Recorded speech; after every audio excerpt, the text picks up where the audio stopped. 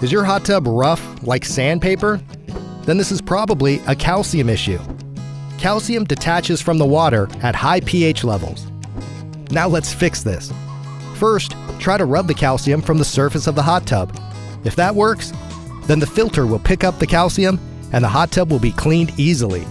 If that doesn't work, you'll need to dramatically decrease the pH level to below 5. This process takes time though, probably more than 5 hours. And if it doesn't work the first time, repeat the process. Make sure to run the pumps regularly and clean the filters afterwards. And while this will fix your calcium problem, never use the hot tub at low pH levels.